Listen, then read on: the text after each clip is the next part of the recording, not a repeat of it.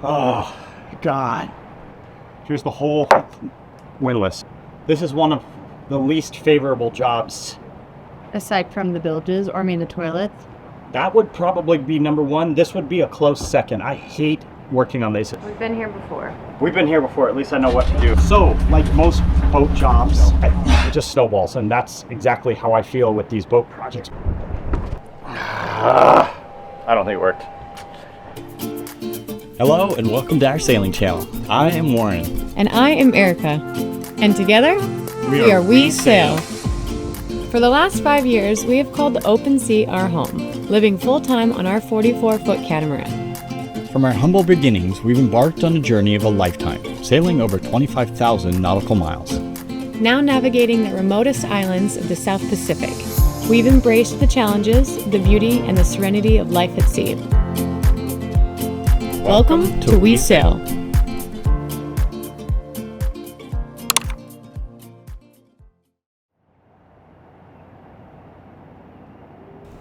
Welcome back, you guys. We are still in American Samoa, where last week we hit the ground running with projects.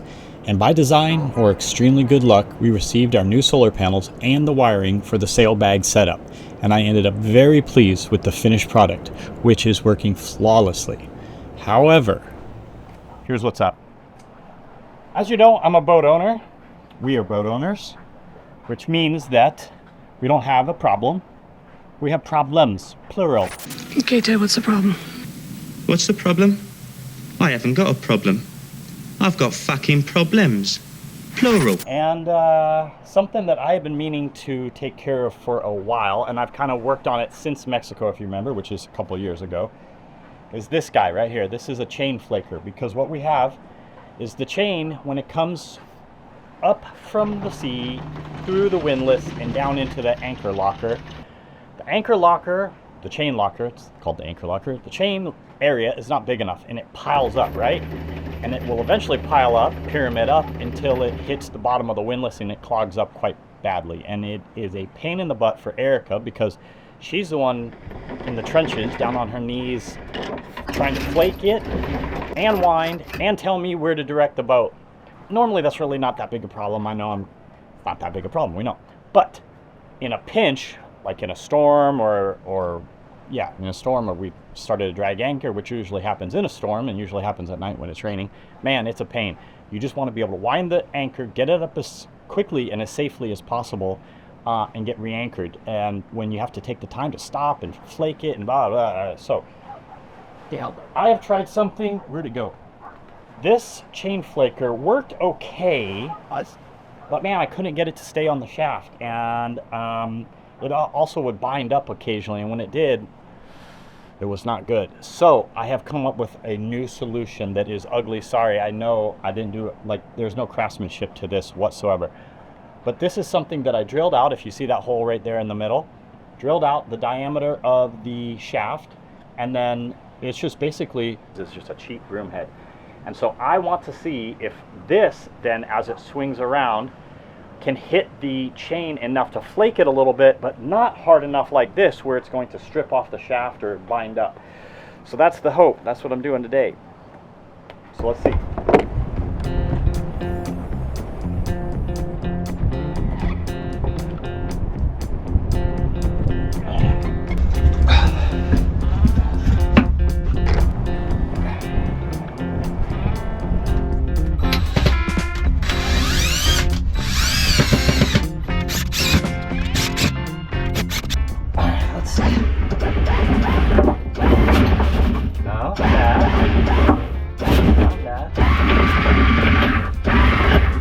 It'll bind.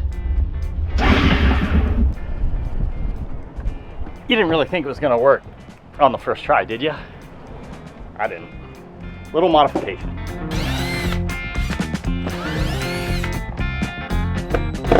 Okay, this might be a little better. It's got a bit of a downward slope to it, so hopefully it'll still flake the chain, but the chain falls off of it and doesn't wrap up like it was.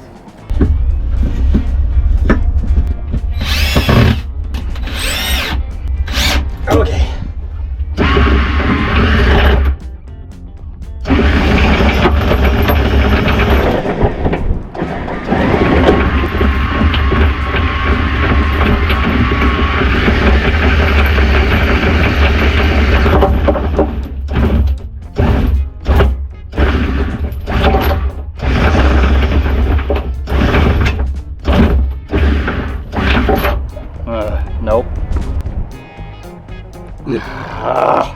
I don't think it works.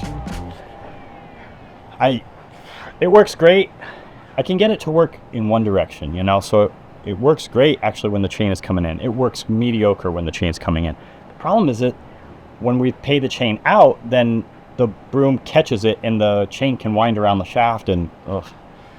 So it's like, then we'd have to watch it going out. I don't want to have to watch it at all. We should be able to pay it out and roll it right back in. So I'm gonna have to keep thinking on this one. Damn it.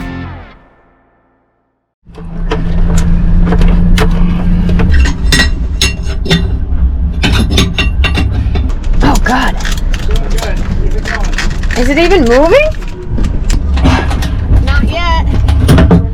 I'm trying, but all three are kind of like right at that spot. Oh, there you go. All right, thank you.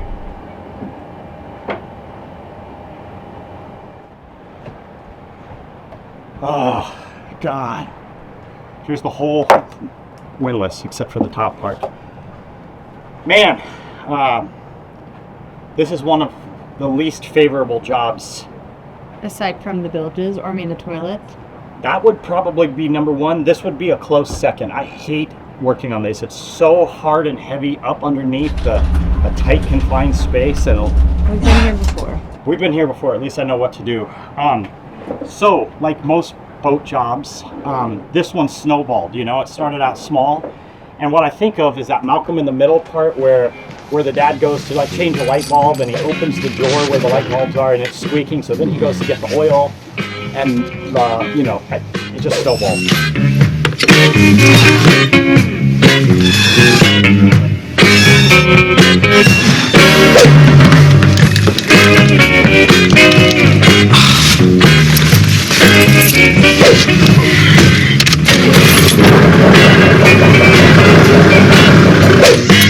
Al, can you replace that light bulb in the kitchen?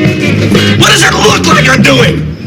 It just snowballs. And that's exactly how I feel with these boat projects, because the other day Erica just simply said the chain is coiled, which happens when it wraps around a capstan or a windlass. It happens with the lines at the helm too. I have been saying this for a while. Yeah, you have. The line can coil up and then bind up and it won't feed through very smoothly. So I was like, okay, I'll go take care of it. And I started to play with the chain and get it all straightened out. And in doing so, I noticed that the windlass was doing something it did 3 years ago to us when we first bought the boat.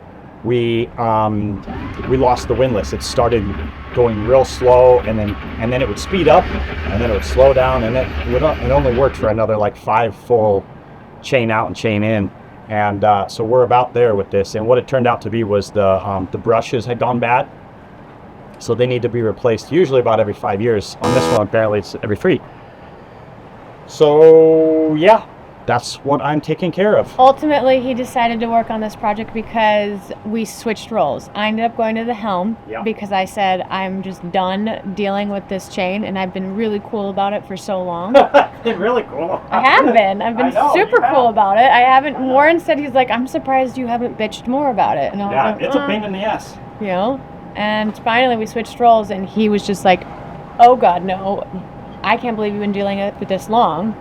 And not that I didn't say anything. I definitely said something to him, but he just kind of was like, deal with it! Deal with it! And now he had to deal with it. And now he's dealing with it again. That's a pain in the butt. And it's actually kind of a safety concern right now because Massively. here's the situation we're in is this anchorage is notoriously poor holding because it's mostly mud. Anchors don't do well historically in mud. Yeah. They grab very well in sand. So in the whole time we've been cruising, I think we've drug anchor once or twice maybe in the last 3 years with this boat. We have an oversized anchor. We did that on purpose. And chain. Thank you, Rockna. It's rock steady anchor. We love it. But we've drugged 2 or 3 times in this anchorage in 2 weeks. And if we were to drag again and the windlass did decide to stop at that moment, we would be in such a tight spot. I'm not really sure what we would do because I don't really think I have the strength to pull up all of the chain and then the anchor as well when we get to the anchor. I don't think I do. We had to do it once on the old boat, but we were in up something on like one of the windlasses. We did, and it was a smaller chain and it was a smaller anchor, and it still took everything I had. So I don't think I could do it here. So if we started to drag again and the windlass didn't pull up I don't really know what we'd do. Well, the other benefit of this is we've just been in this storm for the last 3 days. Coming down. The surface is doing that thing where it looks like a blizzard. 32, 34, 35, 36.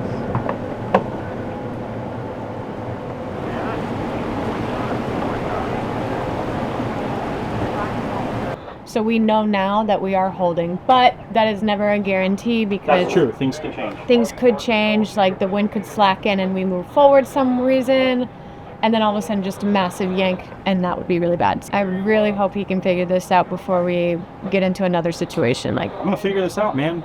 Come hell or high water, I'm gonna get this thing fixed.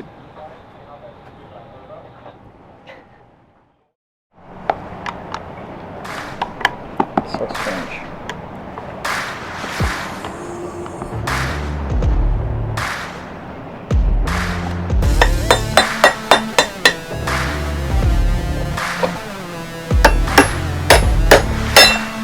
Oh, hallelujah. Yeah, so what's going on? that's just down to the end of its life. That's it right there. Do we have spares? No. That's why I'm really glad this is happening here where I can go find these. Okay. Yeah, the last time I did this was in Mexico, and actually, this goes way back, but I actually had to make, Yeah, I actually had to remember. make these. So these Wow. these I made, essentially. Yeah. All right, well, I got it all apart, and thankfully we're in American Samoa where I am almost positive we will be able to find something that will work. Luckily, these brushes are made of a light, it's kind of like a graphite, so it's somewhat easy to cut. So as frustrating as this job is, I think it is a teachable moment in that boat jobs, they often they snowball, you know. I'm gonna go into town and hunt these things down and get this fixed today, I hope. So one of the upsides to American Samoa that we were discovering is their very easy, very affordable public transportation. They're very basic but run constantly throughout the day and always blast music at full volume through mostly blown speakers.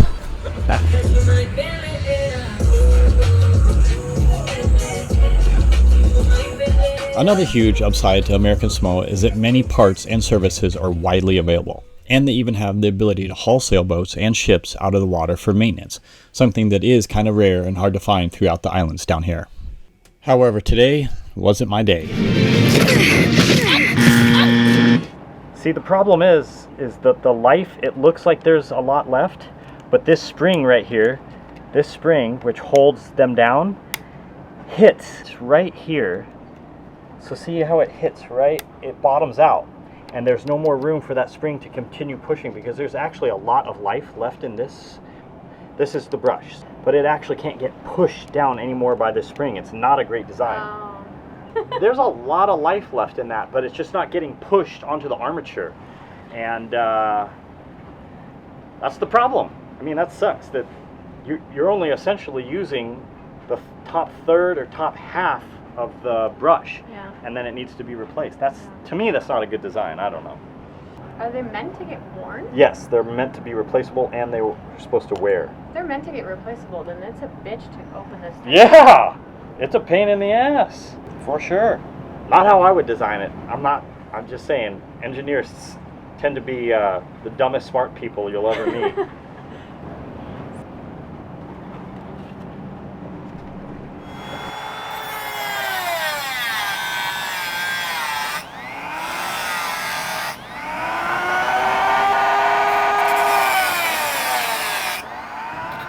So this is the big change, is that there's now a groove in this casing that allows the spring to actually travel all the way to the bottom so that we can use probably 80% of the brush that resides inside of this casing, inside of this housing. Where it used to hit right there, now it can push so much further down. It's a much, much better situation. Even though I wasn't able to find the actual parts I needed to fix it, which seems to be the story of my life here at sea and something we've become more than accustomed to over the years, I was able to do the very next best thing. modify the existing brush housing so that what I had worked until I could arrange brand new ones to be shipped to me. So the only thing left was to clean everything, put it all back together, and then the worst part, reinstall it in the anchor locker, chain locker, whatever.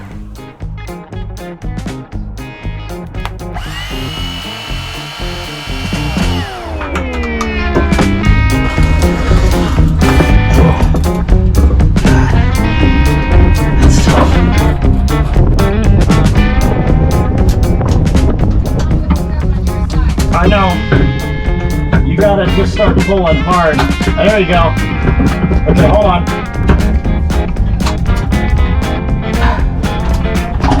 There you go.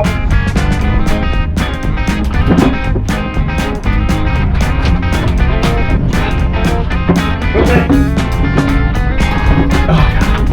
There you go. There you go. You're so close.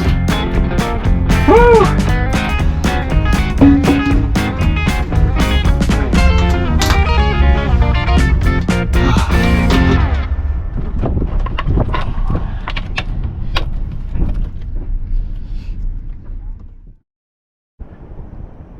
Whew. All right, well, it is fully operational.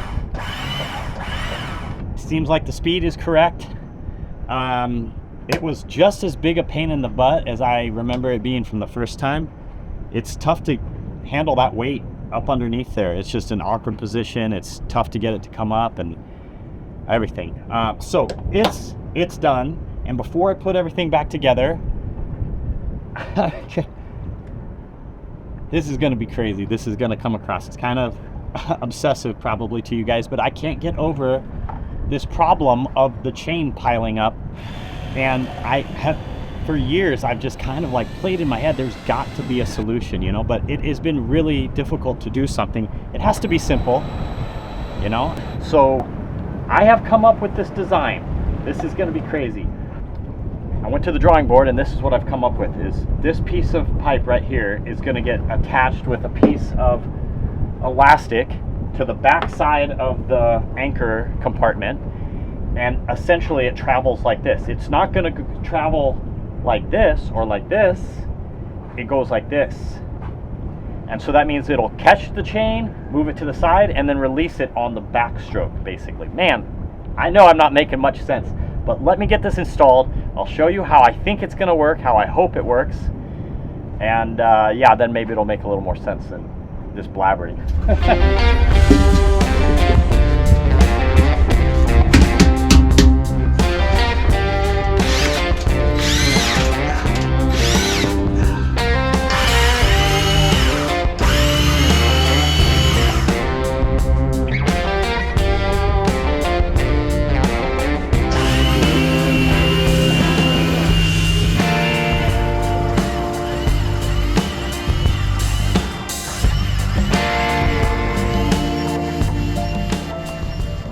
All right, well, it is still catching and winding around the lower part of the windlass.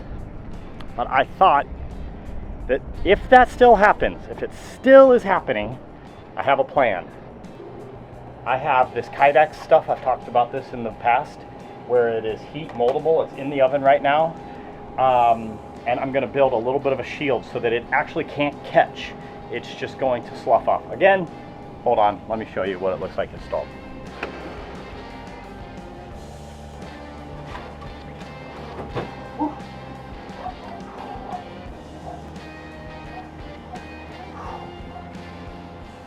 This is it. It's a pretty simple thing. Actually, I gotta stop saying that. I think I'm jinxing myself, but this is the chain flaking device, anti-torsion wrap, chain preventing device. I'm going to continue working on that name, but that's what I hope it does. Prevents the wrapping.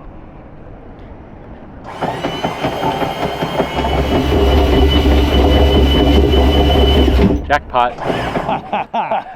Woo, woo. Man, I think it's working. I think it's working. Perfectly. Perfectly. Now, two tests. The test of time. Test of time. And the boss. Let's see what she thinks. Hun! Hun! Yep. I'm gonna need your approval. Come on. Come check it out. Come see what I've done. I think so. You come operate it. All right, let's see what you've done. Okay. Now up.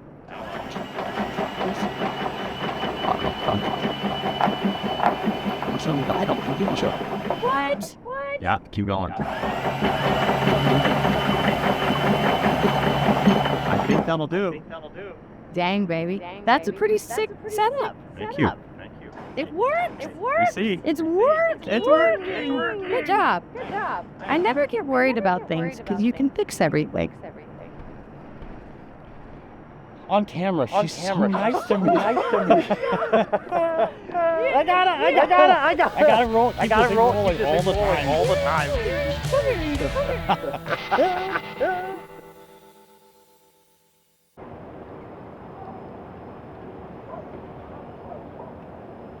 This is insane. I've never seen anything like this.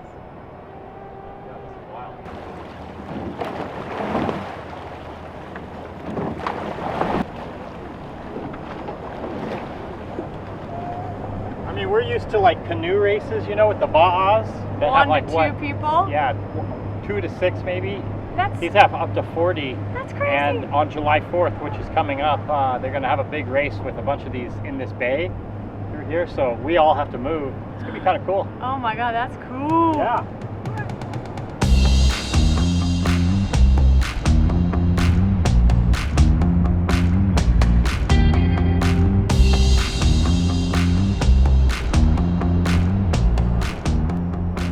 Hello, good day, good morning. Good day.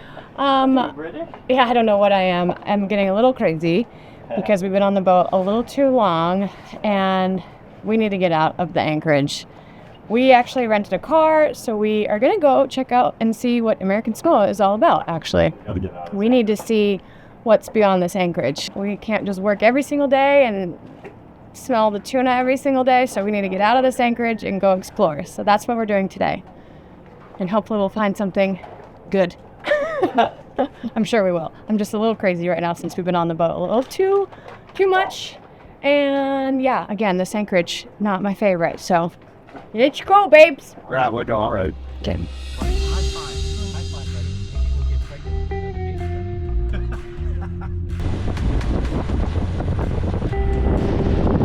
Hey, Rolly, there you go. Hi. No tuna.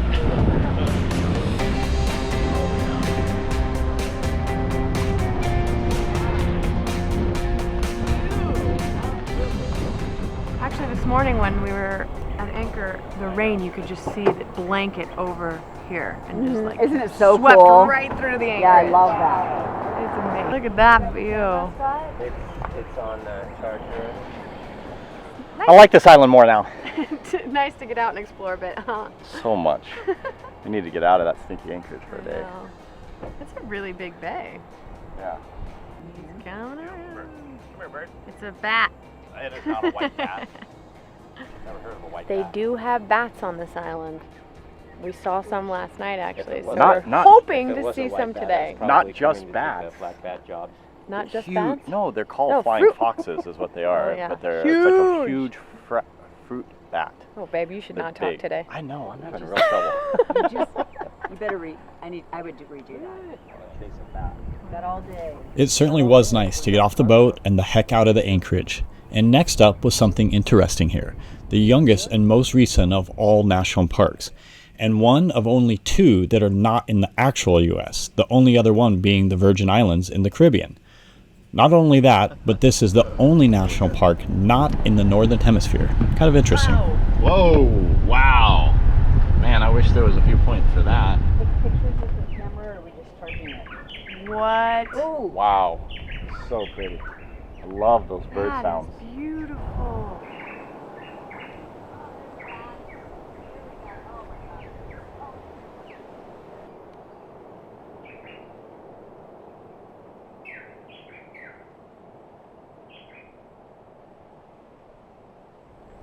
I'm not sure that makes a lot of sense. No, so there's a chance we will see them during the day.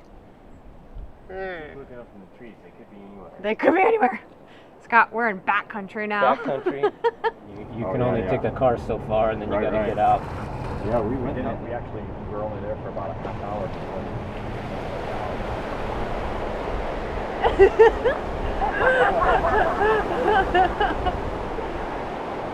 Alright, still in it.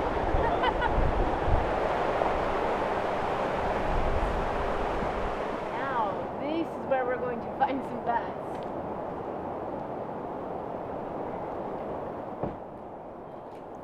Well, we didn't see any bats here, but it is still a beautiful jungle with plenty to see. And the final bit of the trail led to a beautiful view of the peninsula. This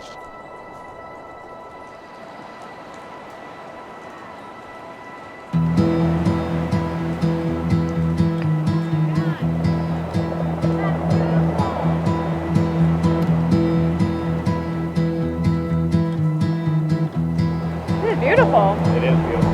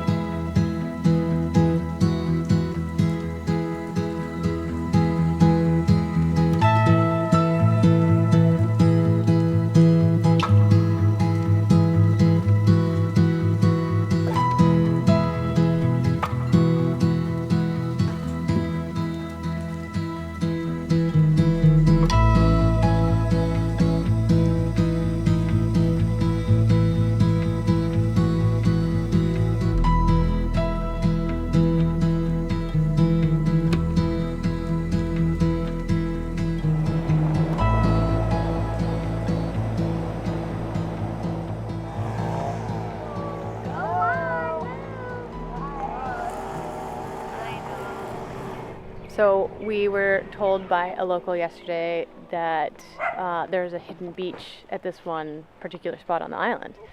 And he said, you're going to have to drive up this dirt road. We have to park at somebody's house and get permission from them and then walk up. And then they also should get a stick because there's a lot of dogs and they are pretty aggressive and they bite. So Coming from everywhere. there's the dogs. They're everywhere. Wagging. Hi, dogs. Friendly to me. Hi. Hi guys. Are they scared of the camera? Are you nervous of the camera? Oh, okay. You look friendly enough. Yeah. Are you guys the savage ones? What about you? There's dogs everywhere. There's a lot of dogs. Yeah. Hi guys. Okay. Hi. Okay, this is the dirt road then. We gotta Yeah. walk up. This is it. Okay.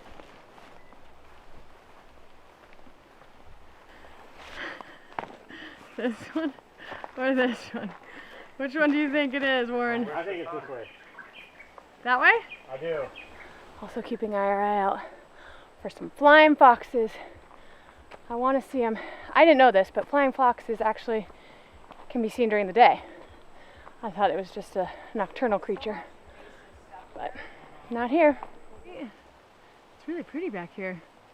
That is. That's cool. But we have no idea where we're going. We're walking through this jungle.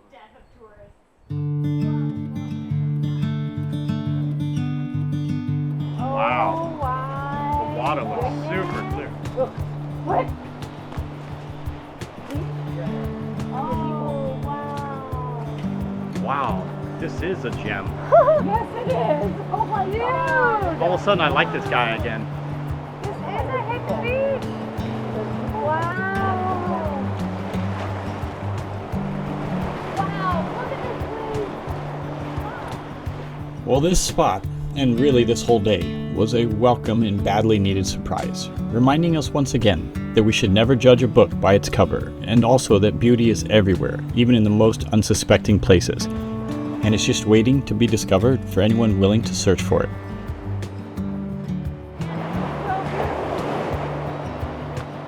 And honestly, outside of the challenging Anchorage situation, American Samoa is filled with positives, from the extremely friendly people to the natural beauty all around the island to the bats. Oh man, the bats.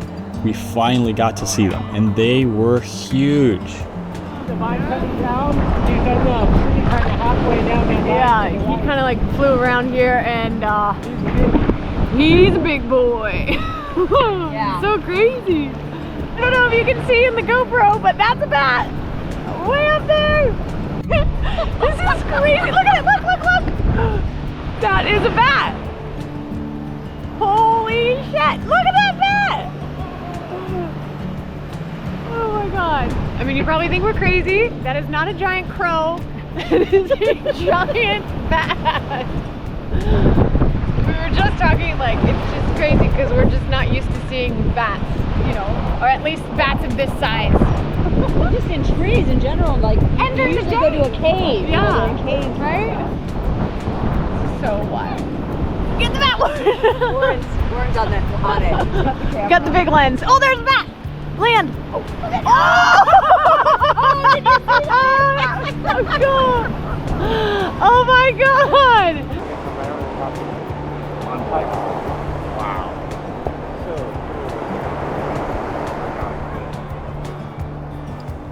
Hey, hope you've enjoyed this week's video. Thanks for following along with our silly little life here, you guys. Love ya, stay safe. Yeah! That was awesome. They land upside down, which is